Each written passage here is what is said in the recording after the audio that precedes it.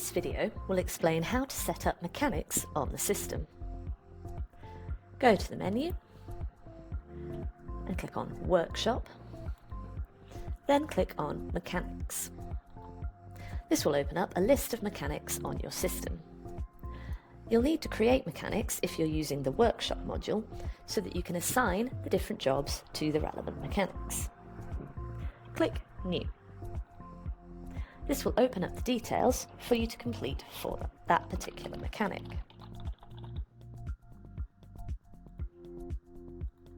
You can enter the contact details for that mechanic if you like.